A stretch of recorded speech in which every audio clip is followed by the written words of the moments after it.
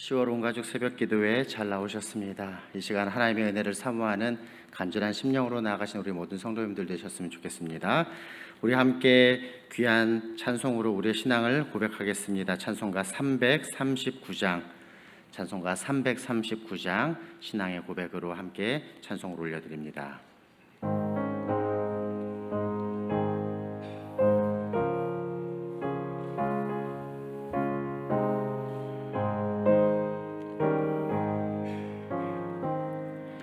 내 주님 지신 십자가 우리는 앉을까?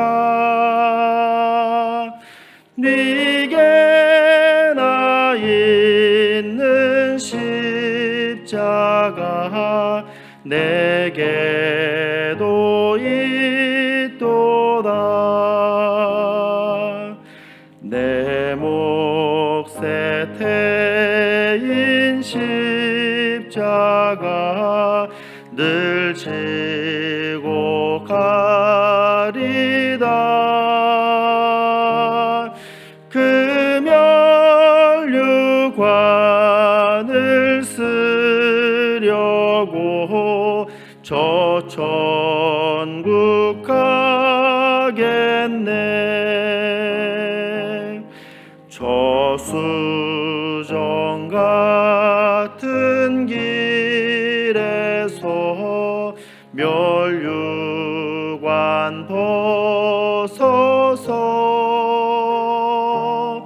주 예수 앞에 바치며 늘 찬송하겠네.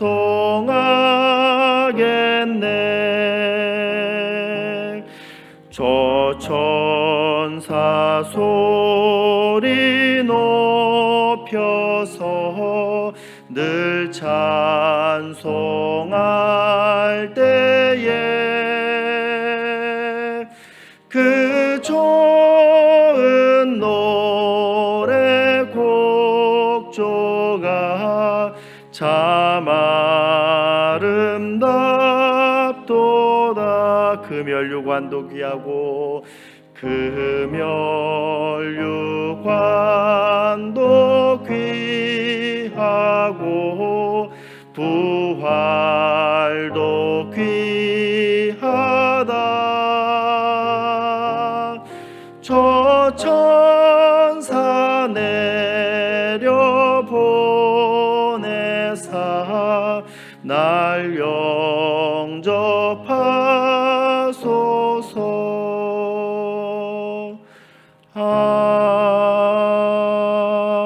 아멘.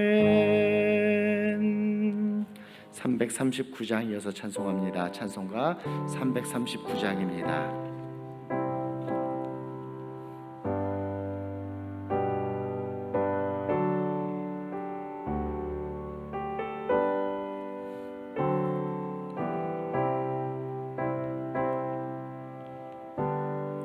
우리 신앙의 고백을 함께 찬송합니다. 내 주를 가까이 하게 함은 내 주를 가까이 하게 함은 십자가 짐 같은 고생이나 내 일생 소원은 늘 찬송하면서 주께 더 나아가기 원합니다. 내 고생하는 것, 내 고생하는 것, 옛 야곱이 돌베개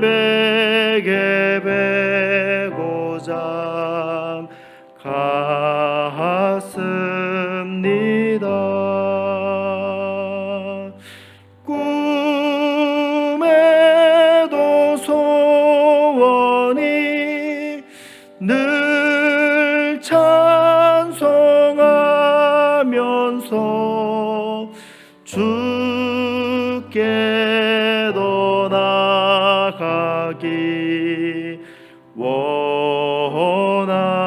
원합니다. 천성에 가는 길, 천성에 가는 길, 험하여도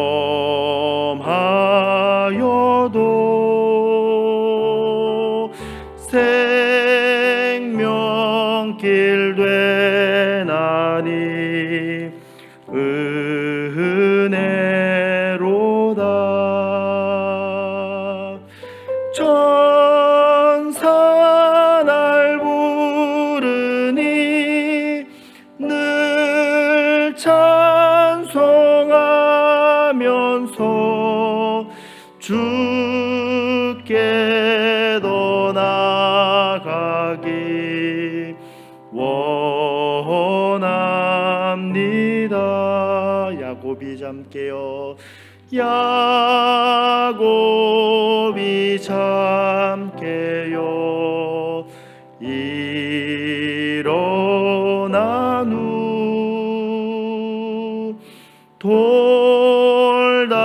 돌단을 쌓은 곳 본받아서 숨질 때 되도록 늘 찬송하면서 주께 더 나아가기 원합니다.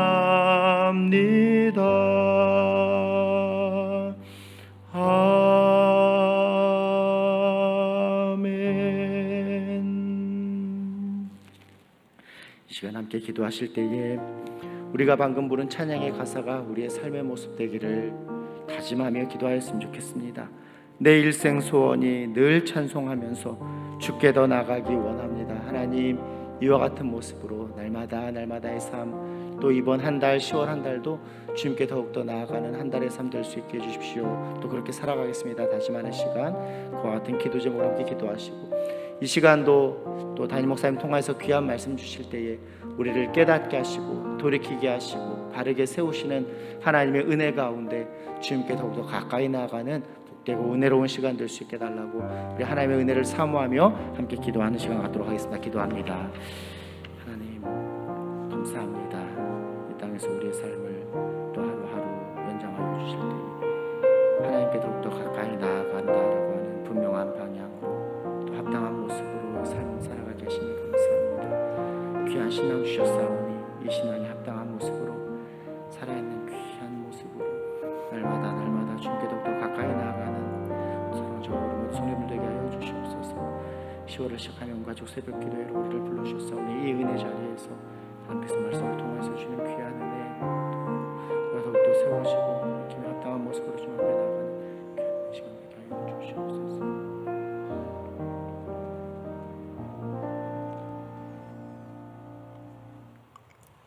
하나님께서 새해를 저희들에게 허락하시고 또한 살게 해주신 것 생각할 때 감사를 드립니다.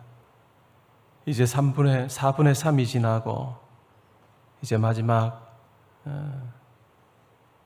남은 석 달 동안 하나님을 잘 섬기고 또 하나님께서 저희들을 통해 이루실 일들을 잘 감당하며 사는 저희들 되게 하여 주옵소서. 우리의 삶에서 우리가 주인 되어서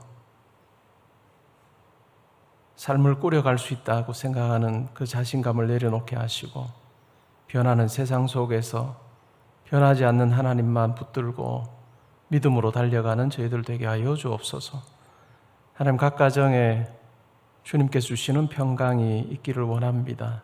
온 식구들 영과 육이 강건하게 해주시기를 원하며 또 하나님께서 맡겨주신 자리 각자의 지혜와 힘으로 감당하지 않게 하시고 하나님 바라보며 주님께서 주시는 지혜와 능력으로 잘 감당케 하여 주심으로 우리 모든 성도님들의 인생에 아름다운 결실이 있는 귀한 가을 되게 하여 주옵소서. 오늘 저희가 드리는 예배 하나님 기뻐 받으시기를 원하며 또한 저희가 드리는 찬양 하나님 홀로 받으시고 또한 찬양받기에 합당하신 하나님이심을 저희가 분명히 고백하는 귀한 시간 되게 하여 주옵소서. 저의 기도에 응답하셔서 아버지께서 계획하신 가장 선한 길로 저희들을 인도하여 주심으로 내 잔이 넘치나이다 고백하는 저희 모두의 삶이 되게 하여 주옵소서. 감사드리며 예수님의 이름으로 기도합니다. 아멘. 오늘 우리가 함께 상고할 하나님 말씀은 고린도후서 1장 4절 말씀이 되겠습니다. 고린도후서 1장 4절 말씀입니다.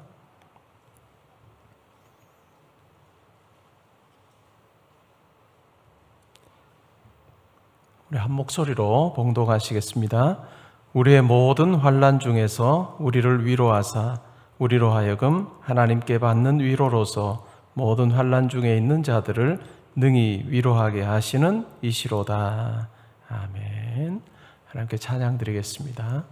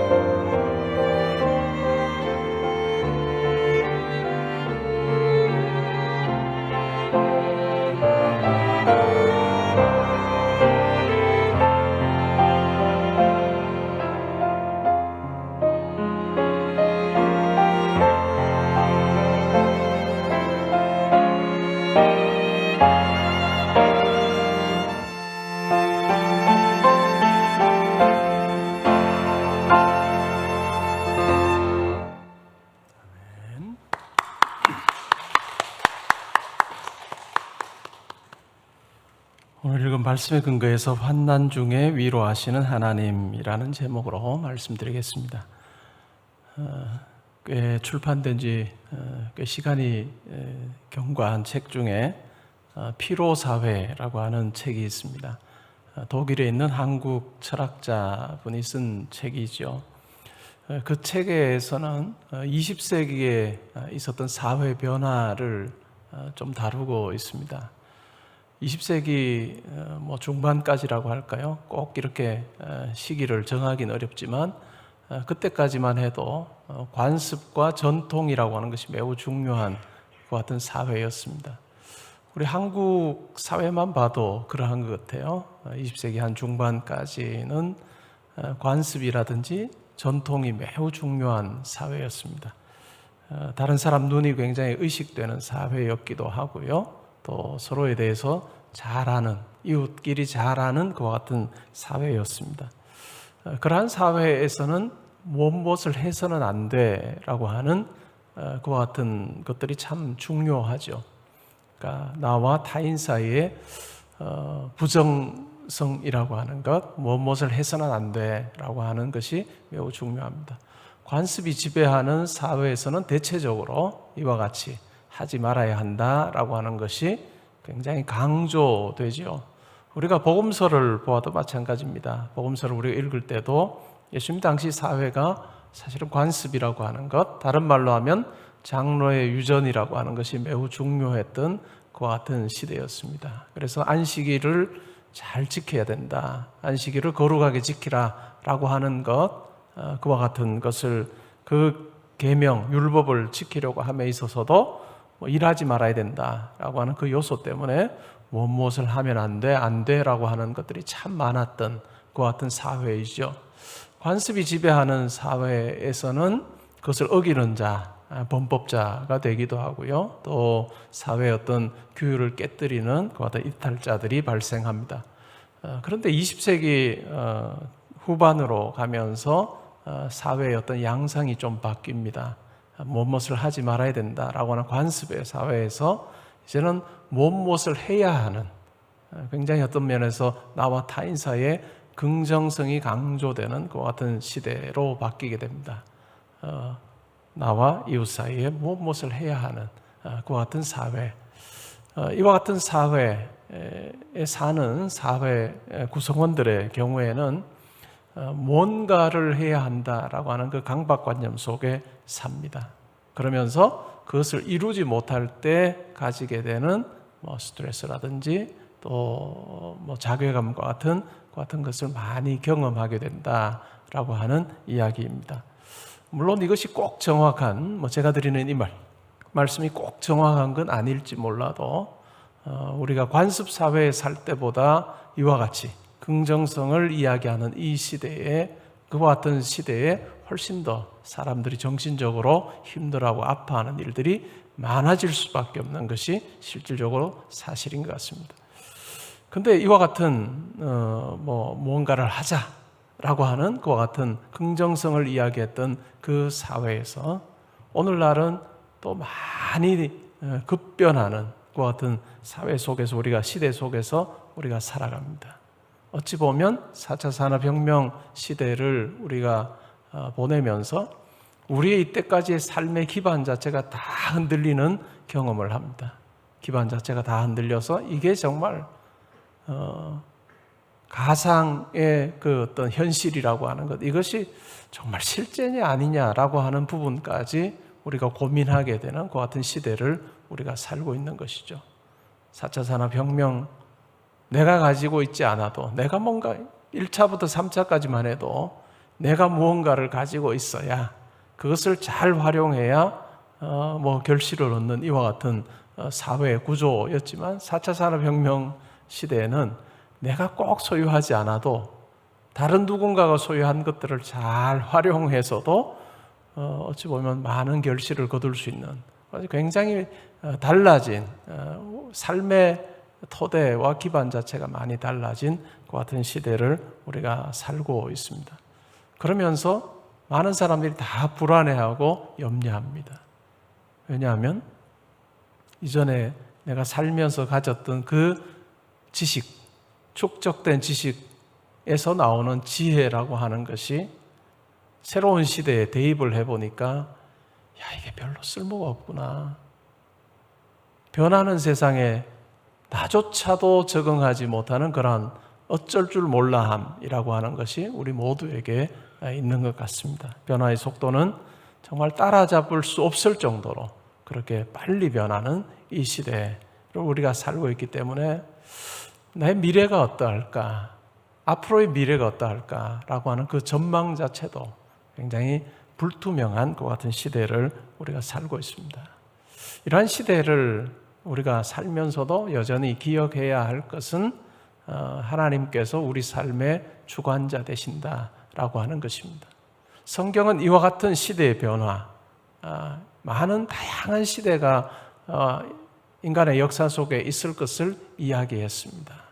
그러면서 그 시대를 정의하기를 흔들리는 나라라고 표현할 수 있을까요? 흔들리는 나라. 언젠가는 하나님의 궁극적인 심판 앞에서 지금의 사회 질서나 시스템과 같은 것은 다 사라지게 될 그와 같은 부분에 대해서 이야기를 합니다. 이와 같이 흔들리는 나라, 변하는 나라와 대조적인 나라가 있는데 그것이 바로 흔들리지 않는 나라라고 성경에서는 이야기합니다. 흔들리지 않는 하나님 나라.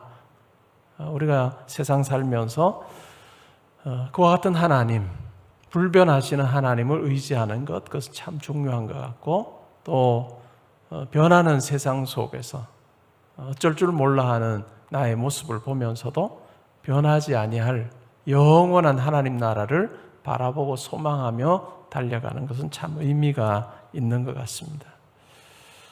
우리는 하나님의 일하심의 방식을 알 수가 없습니다. 우리 각자의 삶이 생생한 증거거리가 되죠. 우리가 계획한 일들, 때로는 내 계획대로 이루지 못한 것들이 참 많습니다. 때로는 그것이 실패라고 하는 단어로 설명될 수 있는 사건이기도 하지만, 그러나 시간이 지나 보면 내가 당시에 느꼈던 실패라고 하는 것이 하나님의 계획 속에서 큰 의미가 있었다라고 하는 것을 깨달을 때가 참 많이 있습니다. 바울은 고린도 교회 성도들에게 편지하면서 하나님에 대해서 이렇게 소개합니다. 우리의 모든 환난 중에서 우리를 위로하사 우리로 하여금 하나님께 받는 위로로서 모든 환난 중에 있는 자들을 능히 위로하게 하시는 분이시다 라고 하는 이야기입니다. 모든 환난 중에 있는 우리를 위로하셔서 하나님께로부터 받은 그 위로로 모든 환난 중에 있는 자들을 능히 위로하게 하시는 분이다 라고 하는 말씀이죠. 바울은 사역을 하면서 많은 환난을 경험했습니다. 바울을 가장 힘들게 했던 교회가 어느 교회일까 생각을 해보면 아마 고린도 교회였을 것 같습니다. 고린도 교회가 가장 바울을 힘들게 했던 교회였던 것 같습니다. 우리 고린도전서를 읽어보면 참 많은 교회 안에 문제가 있었다라고 하는 것을 확인할 수가 있습니다. 파당에 문제가 있었습니다. 성도들 중에 어떤 사람들은 나는 베드로가 좋다, 나는 바울이 좋다, 나는 아볼로가 좋다라고 하는 사람들이 있었습니다. 실제로 그리스도가 좋다, 그리스도파라고 하는 그 파가 있었는지, 아니면 그냥 세 사람의 지도자를 막 따르니까 그럼 나는 그리스도가 좋아 이렇게 이야기하는 사람들이 있었는지는 명확하진 않으나, 분명한 것은 지도자를 중심으로 해서 파당이 생긴 것은 사실인 것 같습니다. 물론 지도자들이 의도한 것 같은 파당은 아니었지만 파당이 있었습니다. 그리고 교회 안에 성도들 중에 부도덕한 것 같은 성적인 타락이 있는 것 같은 삶을 사는 성도들도 있었습니다. 그리고 세상의 법정에 또 송사 일로 인해서 또 성도들 간에 고소당하는 것 같은 일들도 있었고요.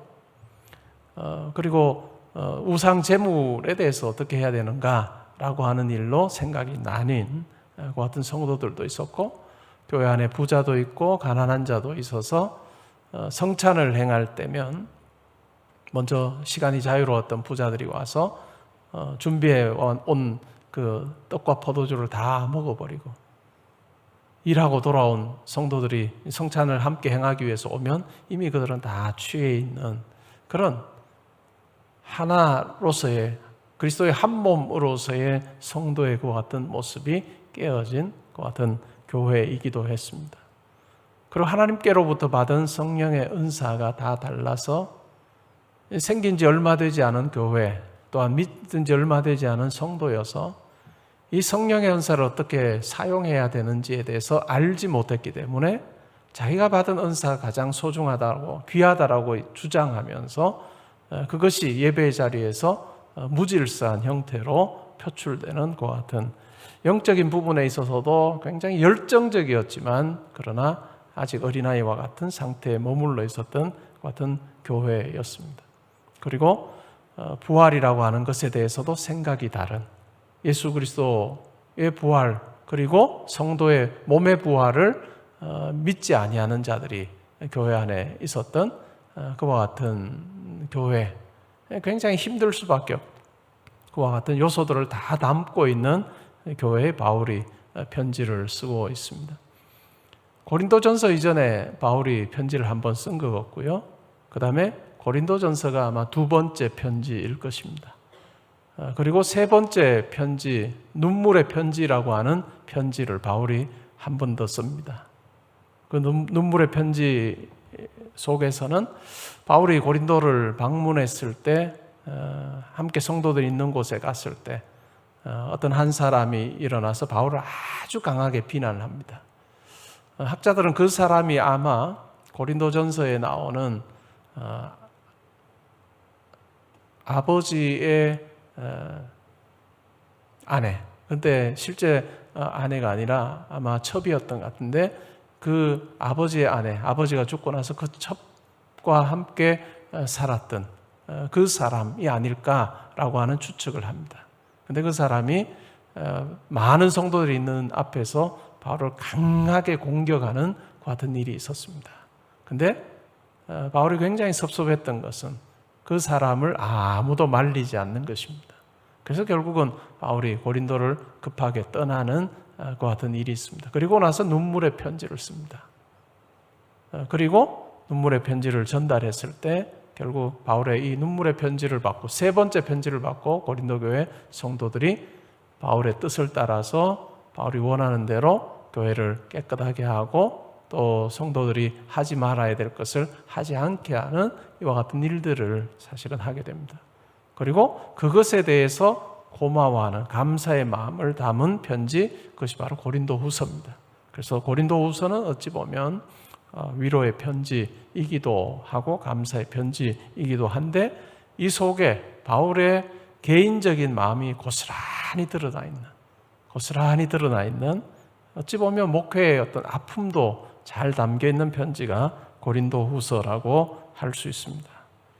이런 교회를 통한 많은 고난을 겪었던 바울이 4절에서 이렇게 말합니다. 우리의 모든 환난 중에서 우리를 위로하사 우리로 하여금 하나님께 받는 위로로서 모든 환난 중에 있는 자들을 능히 위로하게 하시는 분이 바로 하나님이시다 라고 하는 이야기입니다.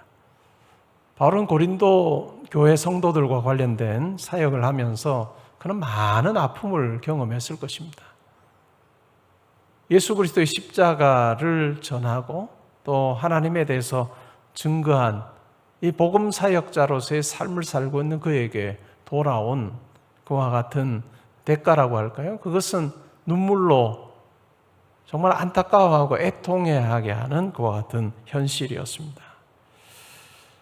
그러나 시간이 지나면서 고린도 교회 성도들이 자기 자리를 잡아가는 그 같은 모습들을 경험하게 되었습니다. 그러면서 위로의 하나님으로 바울이 담대하게 묘사를 하고 있습니다. 환난 중에 자기가 만났던 그 위로의 하나님, 그리고 그 위로의 하나님을 만나는 그 과정 속에서 하나님의 위로를 경험하고 그 하나님의 위로를 경험한 바울을 비롯한 모든 성도가 또한 환난 중에 있는 자를 위로하게 하시는 이와 같은 하나님의 놀라운 섭리가 있음에 대해서 이야기를 하고 있습니다. 우리가 흔히 하나님을 묘사할 때 위로의 하나님이라고 하면 성경 속에서 만나는 많은 하나님의 모습들 중에서 어찌 보면 굉장히 약한 모습으로 우리가 생각하기 쉽습니다. 큰 권능의 하나님, 도움이 되시는 하나님, 어려움 가운데 있을 때 구원하시고 구출하시는 이러한 하나님으로 우리가 구약 성경에서 많이 만나는데, 바울은 고린도 교회 성도들에게 위로의 하나님이시다라고 하는 이야기를 합니다. 때로 우리의 삶에 이 위로라고 하는 단어를 적용을 해보면 아주 힘들어하는 가족 또 친구, 그를 우리가 위로합니다. 근데 그 위로하는 때 우리의 모습을 보면 어떤가요? 때로는 우리가 아무것도 할 수 없는 그 상황에서 그냥 힘들어하고 아파하는 사람, 가족이든 또 친구든 그와 함께 슬퍼하는 자리에 함께 있고 아파하는 자리에 함께 있어주는, 그러면서도 내가 마땅히 할 일은 별로 없어 보이는 그러한 어떤 모습으로 누군가를 위로할 때가 있습니다. 근데 바울이 말하는 위로의 하나님, 성경에서 말하는 위로의 하나님은 그와 같이 무기력한 어떤 모습으로 위로하시는 하나님과는 그림이 많이 다른 것 같아요. 무기력한 하나님이 아니라 이 위로의 하나님이라고 하는 이 말 속에 우리가 기억해야 할 것이 있다면 하나님의 분명한 섭리와 하나님의 계획이라고 하는 것을 우리가 전제하고 이 위로의 하나님을 이해할 필요가 있습니다. 때로는 우리의 삶에도 마찬가지죠. 우리 성도의 삶에서 아주 중요한 영성 중에 하나가 아마 기다림의 영성일 것 같습니다. 기다림의 영성이에요. 내가 하나님 앞에 뭔가를 놓고 기도하는데 내가 바라기는 이때 아니면 얼마 지나지 않아서 거디 일이 이루어지기를 바라면서 기도할 때가 있습니다. 그런데 하나님께서 내가 생각하는 그 시간표대로 일하시지 않을 때가 꽤 있습니다. 우리의 삶을 돌아보면 그러한 것이 분명한 것 같아요. 내가 생각하는 시간표대로 움직이지 아니하시는 하나님, 그것이 또 어떤 의미에서는 환난으로 우리에게, 고난으로 우리에게 느껴지기도 합니다. 그런 그 상황, 우리의 이 땅에서의 삶이라고 하는 것 자체가 불확실하고 어떻게 될지 모르는 그 상황 속에서 우리가 하나님을 붙들고 사는 것입니다. 그런데 그런 불확실한 우리의 삶에 개입하시는 그 하나님을 보면 그냥 단지 공감하시는 것이 아니라 불확실한 우리의 삶에 함께 하셔서 분명히 하나님의 그 계획하신 일들을 우리의 인생을 통해서 이루어 가시는 하나님이시다라고 하는 것을 우리가 분명히 확인할 때가 많습니다. 성도의 환난 중에 함께 하시는 그 하나님, 위로의 하나님의 그 모습은 환난을 나가는 아니면 때로는 기다리는 성도의 삶에 함께 하셔서 그 성도의 시간표에 하나님의 뜻을 맞추지 않으시고 여전히 자기의 계획하심 가운데서 그 성도로 하여금 때로는 인내하게 하시고 그 자리를 잘 감당하게 하시는 그와 같은 모습으로 역사하시는 하나님이다라고 하는 것을 우리가 기억할 필요가 있습니다. 왜 그럴까요? 우리가 가늠하고 또 우리가 보면서 판단할 수 있는 것은 극히 제한적입니다. 우리가 나를 위해서 내가 기도를 하면서도 내가 하는 이 기도가 어느 정도의 파장을 가질 수 있는지에 대해서 우리는 모릅니다. 이 기도를 하나님께서 들어주셨을 때 과연 그냥 내 삶 정도의 문제가 아니고 나와 관계된 수많은 사람들, 그리고 내가 아직 알지도 모르는 그 사람들과의 관계 속에서 이 일이 어떤 영향을 미칠지 우리는 도무지 가늠할 수 없는 정말로 지극히 제한된 사고를 가지고 우리는 삽니다. 그런데 하나님께서 우리 삶에 개입하실 때는 어떨까요? 이 세상에 모든 일들을 주관하시는 가운데 그 안에서 우리의 인생에 개입하셔서 가장 선한 길로 인도하신다라고 하는 것이죠. 아이가 자기가 원하는 것을 요구할 때도 그것이 아이에게 도움이 되지 않으면 부모가 주지 않는 것처럼 하나님께서 그와 같은 방식으로 우리의 삶에 개입하신다라고 하는 것을 우리가 기억할 필요가 있습니다. 성도들 중에 환난을 제가 당하며 살기 원합니다라고 하는 성도는 한 명도 없습니다. 그리고 환난이 주어질 때 기꺼이 제가 감당하겠습니다라고 하는 성도도 그렇게 많지 않습니다. 소수일 것입니다. 그만큼 우리는 이와 같은 환난이라고 하는 것을 굉장히 싫어하고 거부하는 경향이 있습니다. 그러나 우리의 삶에 필연적으로 주어지는 것이 환난인 것 같습니다. 우리가 예수를 믿는다고 해서 박해를 당한다라고 하는 측면이 아니라 내가 원하는 것을 다 이루지 못하는 것도 또 하나의 환난의 형태라고 할 수 있습니다. 이와 같은 것이 우리의 인생에 주어질 때 과연 우리는 어떻게 하는 것이 좋은가? 또 하나님 어떤 모습으로 우리 가운데 역사하시는가라고 하는 이야기가 바로 오늘 설교, 오늘 9절에 나오는 위로하시는 하나님이라고 하는 말씀입니다. 바울은 빌립보에서 복음을 전하다가 감옥에 갇혔습니다. 한밤중에 감옥에서 하나님께 찬양을 드립니다. 신라와 함께 찬양을 드리는데 옥문이 열립니다. 근데 도망하지 않습니다. 지키고 있던 간수가 옥문이 열려 죄수가 다 도망했는가 두려워하는 마음으로 살피는데 바울과 실라가 그대로 그 자리에 있습니다. 결국 이 간수와 그의 집에 바울은 복음을 전하게 되죠. 그리고 그들이 예수를 믿고 세례를 받습니다. 우리가 생각할 때 이와 같은 방식으로 우리가 어떤 일을 계획할 수 있을까요? 우리의 상상을 초월하는 그 같은 방식으로 하나님께서는 일하셨습니다. 바울의 삶에 그렇게 일하셨고 실제로 가만히 살펴보면 우리 일에도 우리가 계획하는 어떤 일에도 하나님께서는 이와 같은 방식으로 일하실 때가 참 많습니다.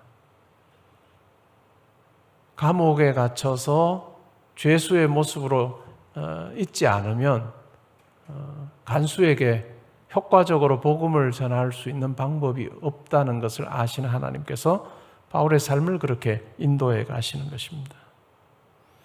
우리가 바울의 인생을 보면 어떤가요? 자신의 의도와 달리 감옥에서 보낸 시간이 참 많았습니다. 허비하는 것처럼 보이는 시간이죠. 내가 로마에도 가야 되겠다. 내가 로마도 모아야 되겠다라고 하는 마음을 바울이 가졌습니다. 예루살렘을 거쳐서 로마로 가고 결국 거기에서 다시 스페인으로 가서 복음 전하려고 하는 그의 계획이 있었습니다. 그런데 바울이 그와 같은 계획을 가지고 살았는데 하나님께서 바울로 하여금 로마로 가게 하시는 방법이 있는데 그 방법이 뭘까요? 죄수가 되어서 로마로 가게 하십니다. 죄수가 되어서 로마로 가게 하십니다. 바울의 경우의 수에는 있지도 않았던 방식으로 하나님께서는 바울의 삶을 인도하셔서 로마로 가게 하시는 거죠. 죄수가 되어 바울이 로마로 가는 그 과정 속에 그는 많은 사람들에게 복음을 전할 기회를 가졌습니다. 벨릭스 총독에게 복음을 전했고 또한 아그리빠 왕에게 복음을 전했고 베스도 총독에게 복음 전할 기회를 가졌고 또한 로마에 가서는 셋집에 거하면서 공회와 유대인 중에 높은 자들에게 복음을 전할 것 같은 기회를 가졌습니다. 아무리 바울이 로마 시민권을 가진 사람이라 할지라도 그 당대 총독 앞에 서서 자기가 그리스도에 대한 복음을 증거할 수 있는 방법은 전혀 없었을 것입니다. 아그리빠 왕 앞에서 복음 전할 것 같은 기회를 그는 가질 수 없었을 것입니다. 그러나 하나님께서는 바울이 죄수가 되어 황제 재판을 받아야 되는 그 같은 신분으로 로마로 이송되는 과정에서 그냥 일반적인 상황에서는 도무지 만날 수 없는 그 같은 사람들을 만나게 하시고 또한 그들에게 복음 전하는 일을 하게 하셨습니다.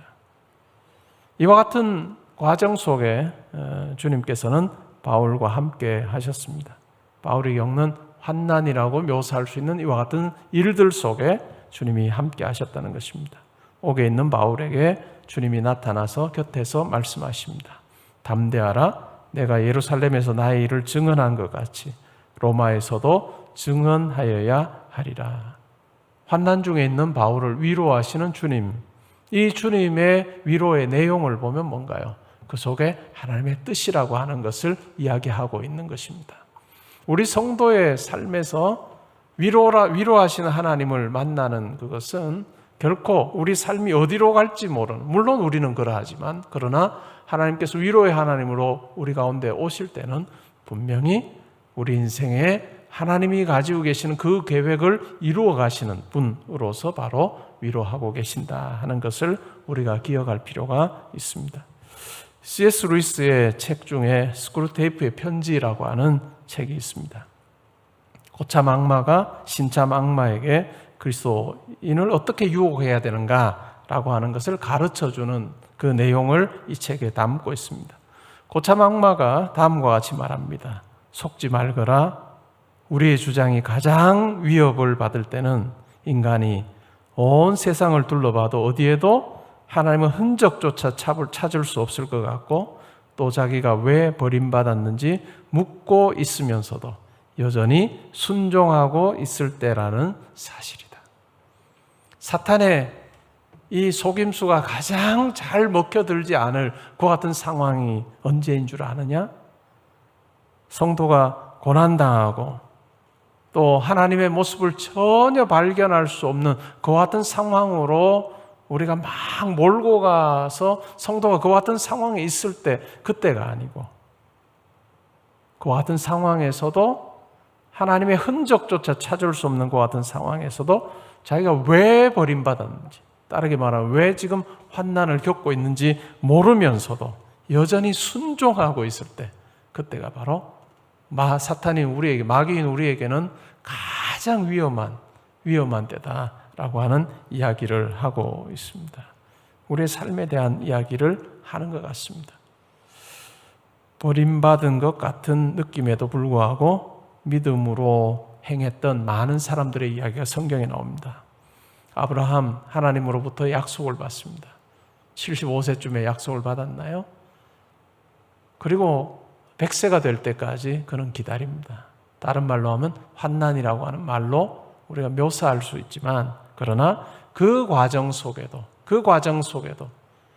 내년이면 이 약속이 이루어질까? 그 다음에는 이루어질까? 라고 하는 그와 같은 마음으로 쭉 지내면서도 정말 도무지 그 약속을 붙들 수 없는 그 같은 상황에서도 하나님의 약속을 붙드는 자로 살게 하시는 그분이 바로 위로의 하나님이시다라고 하는 것을 우리가 생각해 볼 수 있습니다.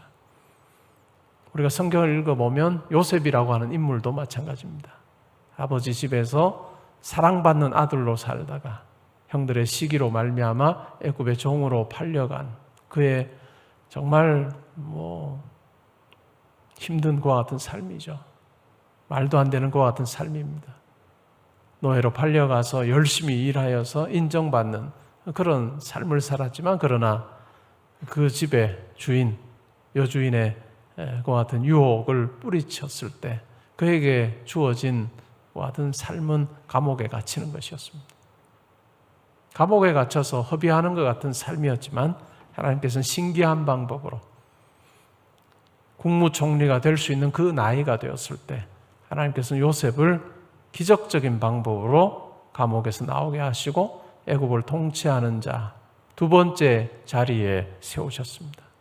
그리고 요셉이 그와 같은 자리에서 자기가 만족하는 삶을 사는 것, 그것이 요셉의 어떤 환난의 이유, 목적이 아니었고, 결국은 아브라함에게 약속하셨던 아브라함의 자손들을 환난 때에, 흉년 때에 보존하시는 방법으로 미리 요셉을 애굽으로 보내시고, 또한 그곳에서 하나님의 백성들을 도울 수 있는 자리에 있도록 하시는 것 같은 하나님의 섭리가 있었다라고 하는 것을 우리가 기억할 필요가 있습니다.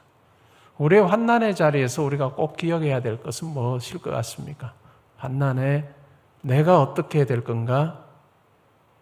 내가 어떻게 될 건가라고 하는 것이 관심이 아니라 환난의 자리에 있는 나를 향해서 여전히 계획을 가지고 계시는 하나님 아버지, 내 생각과 내 경우의 수를 훨씬 뛰어넘는 정말 크신 하나님, 지혜로우신 하나님께서 나를 붙들어 주시기에 그 일이 어느 때 이루어질지는 내가 정확히 알지 못하나, 그러나 하나님께서 선하게 역사하실 것이다 라고 하는 그 믿음을 놓지 아니하는 것, 그것이 필요한 것 같습니다.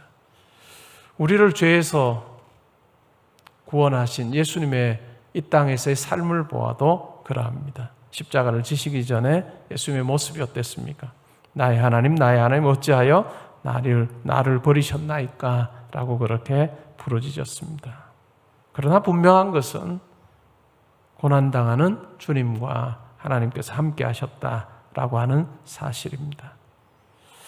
사탄은 우리 삶의 자리에서 환난 중에 있을 때, 아니면 내 인생에 바로 한치 앞이 보이지 않는 것 같은 상황 가운데 있을 때 우리는 내가 버림받은 존재구나 라고 하는 생각을 가지는 경우가 있습니다. 그러면서 내 인생이 이게 뭐냐라고 하는 어떤 자괴감을 가지는 경우도 있습니다. 그러나 하나님께서는 항상 가까이 계셔서 자기 자녀를 돌보고 계신다는 거 우리가 기억할 필요가 있습니다. 히브리서 13장 5절에 보면 내가 결코 너희를 버리지 아니하고 너희를 떠나지 아니하리라 라고 그렇게 말씀하십니다. 이런 주님을 향해서 우리는 주는 나를 돕는 이시니 내가 무서워하지 아니하겠노라 라고 하는 이 고백을 하나님께 드리며 살아야 할 것입니다. 우리를 위로하시는 하나님, 이 분께서 우리 각자의 삶에 분명한 계획을 가지십니다. 흔들리는 것 같은 이 땅에서의 삶에 분명한 계획을 가지시고 가장 선한 길로 우리를 인도하십니다. 그리고 이 땅에서 인도로 끝나지 않고 영원한 하나님 나라로 우리를 인도하시는 신실하신 하나님 아버지께서 나의 위로자가 되셔서 나와 함께 하신다. 기다림의 자리에서 끙끙거리는 우리에게 가장 좋은 것을 가지고 예비하셔서 마침내 그 일을 이루시는 우리 아버지심을 우리가 환난의 자리에서, 우리가 기도의 자리에서 고백하며 나아가면 좋을 것 같습니다. 이 시간 우리 기도하는 시간 가지면 좋겠습니다. 내 삶에 내가 주인이 아님을 고백하면 좋을 것 같아요. 내가 주인 되어 내가 꾸려가는 삶이 아니라 내 생각과는 비교 불가능하신 그 하나님께서 내 삶에 함께하고 계신다. 내 자녀들의 삶에 함께하고 계신다. 당장 내일이 어떨지 모르는 우리지만 그러나 하나님께서는 우리의 삶에 개입하셔서 가장 좋은 것 주기를 원하시는, 때로는 한치 앞을 몰라서 정말 안달하는 우리에게 하나님께서 오셔서 위로하시는 하나님으로 우리를 대하시는데, 안달하고 힘들어하는 우리를 보시며 그냥 본인이 가지고 계셨던 계획을 그냥 급히 수정하여 우리에게 맞추어 주시는 하나님이 아니고 오히려 우리로 하여금 더 기다리게 하시면서 그 자리에서 마침내 하나님의 뜻을 이루시는 그 위로의 하나님, 나와는 완전히 다른 차원의 하나님이 바로 내 아버지시다라고 하는 그 고백을 우리가 하면 좋을 것 같습니다. 우리가 함께 기도할 때 하나님, 내가 다 이해하지 못하지만 그러나 하나님께서 내 삶을 가장 선한 길로 인도하실 줄 믿습니다. 제가 할 수 있는 것은 그 하나님을 믿고 의지하며 나아가는 것입니다. 하나님, 저의 삶을 들어 사용하셔서 아버지께서 원하시는 귀한 뜻을 이 땅 가운데 이루어 주시기 원합니다. 하나님, 그리고 이것이 내 이 고백이 신앙생활 속에서 내가 만난 이 하나님을 가장 가까이 있는 우리 자녀들에게 잘 전하는 자 되게 하시고 가까이 있는 자들에게 잘 전하는 자로 살게 해주십시오. 그래서 내 삶을 통해 하나님이 존귀해지시기 원합니다 하는 기도 우리가 드리면 좋겠고요. 두 번째는 기도원 300 용사 말씀과 기도 집회 우리가 계속 진행하는데 여러분들이 가지고 계시는 한 가지의 기도 제목 통해서 아버지의 뜻이 이루어지기를 원합니다. 또 10월 한 달 사는 동안에 하나님께서 가족 또 학업과 일터 가정 붙들어 주시기를 원하며 또 교회와 이 나라에도 하나님께서 평강 주시고 또 많은 기쁨의 일들 허락해 주시기를 원합니다 라고 하는 기도 드리면 좋겠습니다. 우리 함께 자기 귀에 들릴 정도로 우리 함께 기도하겠습니다. 하나님 아버지 감사합니다. 10월을 또 맞으며 하나님 앞에서 우리의 삶을 점검해 봅니다. 우리가 꾸려온 삶이 아니고 하나님께서 우리의 삶을 주장하셔서 여기까지 왔음을 고백합니다. 때로는 실패가 있었고 때로 우리가 원하는 대로의 삶이 이루어지지 않았지만 그러나 뒤돌아보면 그 속에 하나님의 귀한 뜻이 있었음을 우리가 깨닫게 됩니다. 우리의 현재와 미래도 그와 같을 줄 믿습니다. 하나님, 부족하고 연약한 우리 삶에 함께 하셔서 온 우주 만물을 창조하시는 그 지혜로 우리의 삶을 인도하여 주시기를 원하며 때로는 기다려야 되는 자리에 위로자로 함께 하시고 또한 우리에게 힘 주시며 하나님 의지하는 그 믿음을 잘 감당하는 자로 살 수 있는 저희들 되게 하여 주옵소서. 하나님 아버지, 위로의 하나님을 만나고 선하신 하나님을 만나는 저희의 인생, 그 속에 만난 그 위로를 하나님 우리의 자녀들에게 또한 우리의 많은 아는 사람들에게 전하는 자 되기를 원합니다. 단순히 공감하는 것이 아니라 하나님께서 함께 하시고 붙들어 주시는 삶임을 많은 사람들에게 잘 전하게 해주심을 하나님의 위로와 또한 하나님의 인도하심 많은 사람들에게도 있는 같은 삶이 되게 하여 주옵소서. 한 가지의 기도 제목 가지고 아버지 앞에 나아갑니다. 하나님, 이 일을 통해서도 아버지의 뜻이 이루어지게 해주시기를 원하며 하나님, 이 일을 통해 많은 사람들이 유익을 얻게 하시고 하나님이 영광 받으시는 귀한 일들 있게 하여 주옵소서.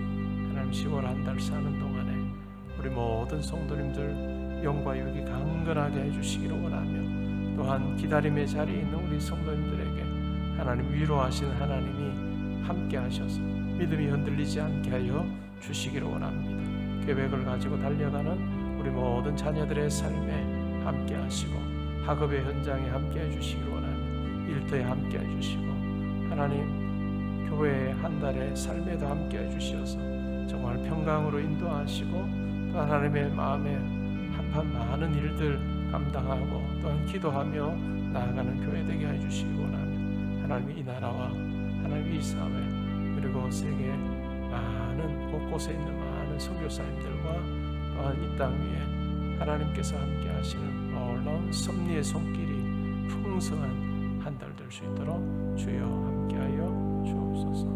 주님.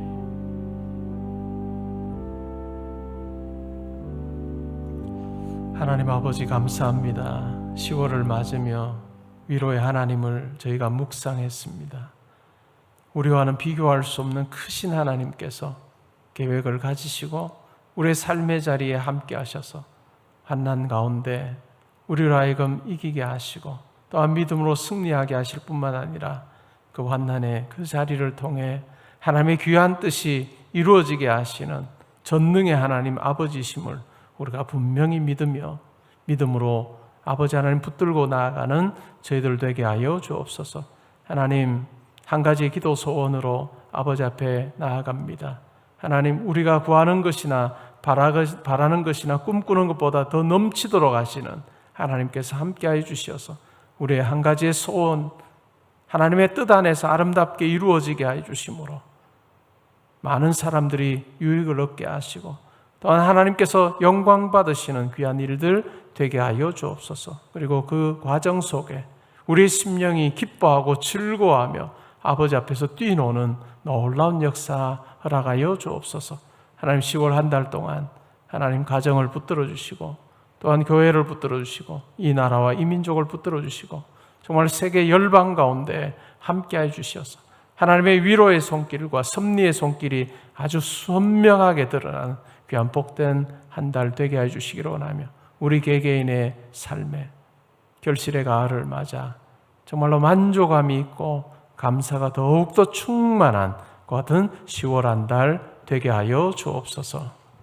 이제는 우리 주 예수 그리스도의 은혜와 하나님의 사랑과 성령의 교통하심이 환난 중에 위로하시는 하나님을 만나 내 잔이 넘치나이다. 하나님의 선하신 손길을 내 삶을 붙들어 주실 때 내 목자이신 하나님, 내가 부족함이 없습니다. 고백하며 살기 원합니다. 기도하고 다짐하고 돌아가는 주의 사랑하는 성도님들과 가정과 학업과 일터와 교회와 이 나라와 민족과 이번 한 달의 모든 계획과 만남 위에 지금부터 항상 함께 있어지이다. 아멘.